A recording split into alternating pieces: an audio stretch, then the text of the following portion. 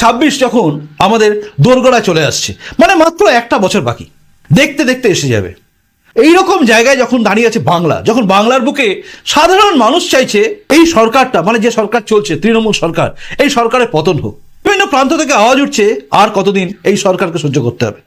যখন সবাই আমরা মুখিয়ে আছি পরিবর্তন করার জন্য, যখন ভাবছি আমরা এই সরকারকে সরিয়ে বা এই দলটাকে সরিয়ে কোন দলটাকে নিয়ে আসা যায়, তখন আমাদের চোখের সামনে আসছে একটাই দল, যে দলটা এখন বিরোধী দল, সেটা হচ্ছে বিজেপি।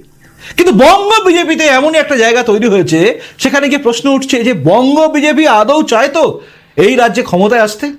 কেন এই প্রশ্ন উঠছে জানেন? কারণ যখন বিজেপির দিকে তাকিয়ে আছে মানুষ, যখন বিজেপির আন্দোলন দেখতে চাইছে মানুষ, তখন বিজেপির মধ্যেই এক নেতা আরেক নেতাকে ছোট করার চেষ্টা করছে। আর এই ছোট করার জায়গায় পড়ে গেছে, কিন্তু মানে এই ছোট করার জায়গায় যাকে নিয়ে আসা হচ্ছে তিনি হচ্ছে শুভেন্দু অধিকারী। আর সেখানে কি একটা জিনিস বারবার সামনে আসছে এবং মনের মধ্যে যে কথাটা আসছে সেটা হচ্ছে শুভেন্দু অধিকারীকে ছোট করলে আখেরে ক্ষতি হবে বিজেপিরই। কেন বলছি জানেন? খুব দায়িত্ব নিয়ে বলছি। কেন বলছি, কি জন্য বলছি, সবটা জানতে গেলে আপনাকে অবশ্যই দেখতে হবে এই মুহূর্তের রুদ্রবার্তা।